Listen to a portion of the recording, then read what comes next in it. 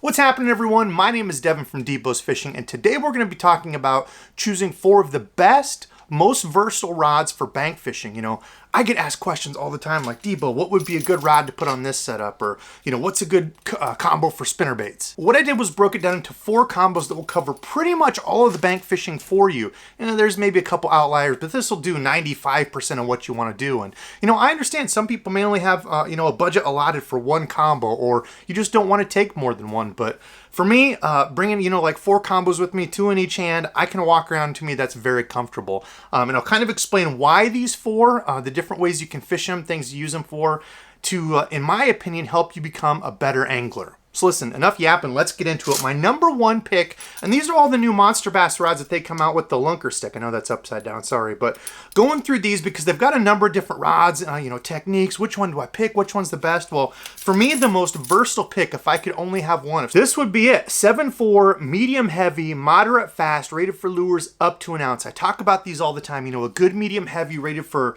like 3/4 or an ounce lures is, you can do so much with it. The other day I was throwing a spinnerbait on it. Now, of course, you could throw a chatterbait, a swim jig. It's great for those larger moving hook baits. Something like this is great for, the larger topwater walking baits or any sort of larger topwater that has bigger hooks that can hold up to, a medium heavy rod. And that length, if you're really trying to throw a walking bait or, whopper plopper and cover a ton of water, that little extra length helps. Now, of course, as a bank angler, having a shorter rod sometimes can help if you're around, sticks and brush and things that you're trying to cast around. We're going to get to that because, like I said, I've got a couple of these combos. But for this one, this is really my do-it-all. You could throw Texas rigs on this. You could throw jigs. A 7-foot, to 7'4" medium heavy is my pick for my do-it-all, especially when I can get one in a moderate fast like this. It gives that tip just a little bit more bend to it and kind of allows you to use a number of different things. Now, when it comes to a good reel to throw in there, again, I'm going to go with something that's very versatile. This is the Concept A2. I would go in a 7-speed. There's different brands out there that have, you can get all kinds of different sizes, but like that 150-ish size bait caster, you're usually going to hold like 120 yards of 12-pound line, I would say, or 10-pound. Something that size. You don't need like a bigger 200, 300 size reel for most, regular fishing applications. So a 7-speed reel, and then I'm going to go with 15-pound fluorocarbon. Now, the only time that would hinder you is if you want to use topwater lures. Of course, fluorocarbon sinks. So that may be something, if you want to be a little bit more versatile, you go to mono, but I've got a different setup that I would use for those. So this is going to be, mainly my moving baits, search baits. I could flip a Texas rig on this if I've got a different moving bait rigged up. Kind of my do-it-all, master of none, jack of all trades, something like that. Okay, combo number 2. Now, I did put this at combo number 2 because I think combos number 1 and 2 are the most versatile. If I could only take 2, this would be it. My do-it-all bait caster and a spinning combo. I know some people might say, what, really, a spinning combo? Yes. There's still this, persona of, if you use a spinning combo, you're a sissy, I'm not going to take that out and throw a Ned rig or whatever. Listen, don't listen to those people. Finesse catches stuff. You watch any of the pros on tour, 9 out of 10 times, at least once in the day, you're going to see the pros pick up a spinning rod. So for me, it's going to be a spinning setup like this. This is the 7-foot, medium light, fast, rated for lures up to a 1/2 ounce. Now, depending on the company, some companies, their medium might be set like this. So you just kind of have to watch and feel. But for me, this is for my lighter finesse technique. So as you can see here, caught my first fish of the year on that right there. That's the big TRD, just a Ned rig. If you're a fan of the drop shot, which I am not, you could throw that on this setup. Shaky heads, small swim baits. If you're throwing like a little rooster tail, like an inline spinner. These will do almost everything for you on that finesse side of things. So most of my regular applications on that medium heavy, most of my finesse stuff on this, wacky rig, Nico rig, weighted wacky, all kinds of stuff you can throw on this for any of my finesse stuff. Now I want to use a spinning reel with braid. So I'm going to go braid as my main line because braid, you can't deny the sensitivity that braid brings. And in case I don't want to go with a leader, I always go braid to a leader, but if I want to throw like a little small topwater popper or anything like that, I could just cut the leader off and go straight braid to throw my topwater. But for me, I always go braid, either 10 or 15 pound, depending on how thick the stuff is I'm around, and then a leader. Usually it's going to be an 8-pound fluorocarbon leader like this. And one tip is when I tie my leader on, I don't ever want my leader to go down into the reel when I reel it all the way down to where I'm going to cast. I want it to end up between the reel and the first eye on the rod, okay? Because if that knot, your connection knot goes down into the reel, it's going to catch line, catch the braid inside there, and can mess up your cast. You know, you can get not a backlash, but you know, like a wind knot as it grabs a bunch and pulls it off. So always make sure your connection knot is up here. It doesn't go down into the reel. But otherwise, that's number 2 for me. Again, I don't fall into the whole, oh, don't use the spinning rig. Use it, it catches fish. Okay, so when it comes to combo 3 and 4, these can kind of be switched around based on how you fish. There's certain areas where things that I'm going to say for some of these probably won't apply to you. You just don't have that a lot of that around you.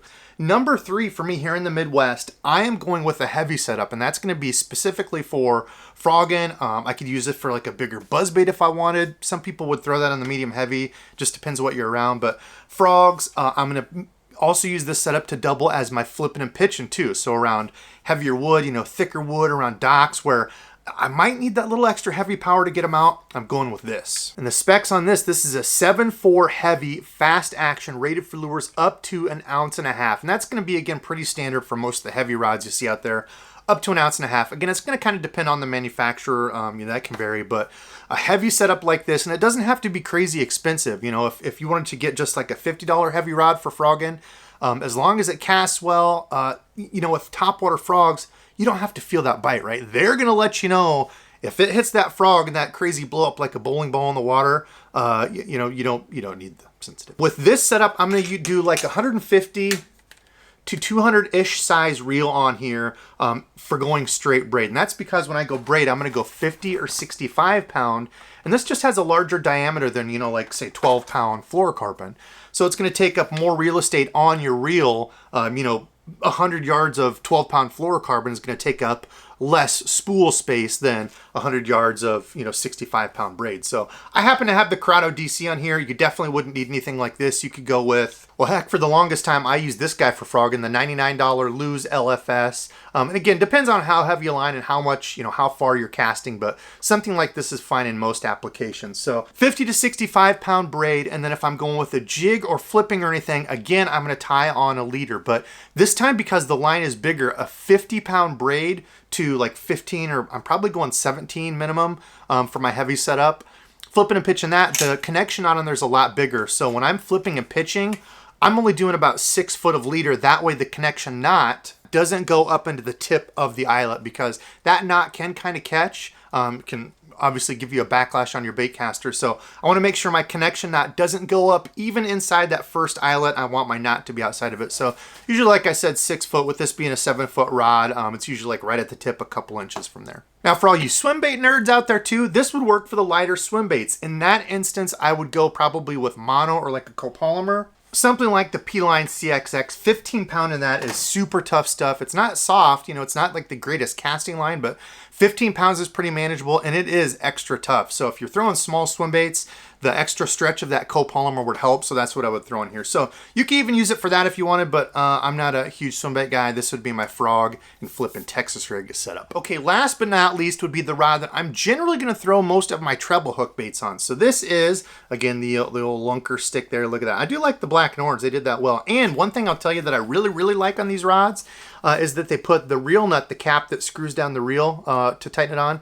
It's all flat right there, so my finger can go off it. I like to finger my reel like this when I'm reeling in. That way it's not, you know, like those thread things that kind of irritate your finger. I do like that they put that on it. But this would be at 7 foot, medium power, fast action, rated for lures up to 3/4 of an ounce. Now, like I said, you could find some medium heavies that might be 3/4 of an ounce, but this feels pretty much like a medium power rod.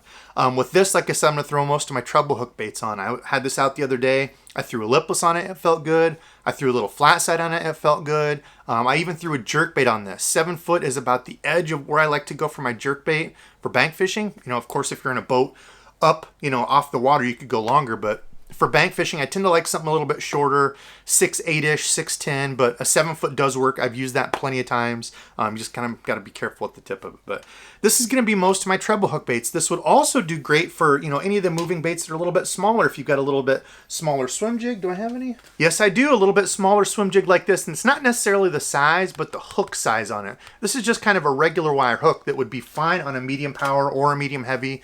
You don't want to go with the swim bait, or excuse me, a swim jig. Now for me, like I said, my top waters and stuff, I would throw that on this because I'm going to put mono in here. So like my little poppers, smaller walking baits, obviously you can't go with the gigantic top waters, but most of the top waters that I throw around here in that, you know, kind of 3-inch range would be absolutely perfect on this, like a 100 whopper plopper, heck, even just like a little regular chatterbait you could throw on this. Again, a very versatile rig, and it just depends on how you fish. So like I said, with this one, I'm gonna go with, again, just your regular size bait caster. This is the Daiwa Tatula. Switched around there so you can see the 100 size, perfect for this type of thing. I put 10-pound fluorocarbon on it. So like I said before, I would go with mono if I wanted this to be as versatile as I could. That way I could go back and forth between top water to a jerk bait to whatever I wanted. But I just went out, I was only throwing, like I said, lipless, jerk bait and stuff. So for that, I like to go 10-pound fluorocarbon is usually where I start, 10 or 12-pound. But if I was putting mono on here, I'd probably just go with 12-pound mono, call it good. And this would be my, you know, super versatile setup when I'm switching between mostly the treble hook lures. Comment below and do me a favor. Let me know what 4 combos you would pick if you're going out bank fishing to cover most all the bases for the way you fish. Maybe you could narrow it down to 2 or 3. Comment below and let me know. I hope this helped give you some ideas for gear selection. If you like videos like this, comment below and let me know. Again, my name is Devin from DEBO's Fishing. Thanks for watching, and until next time.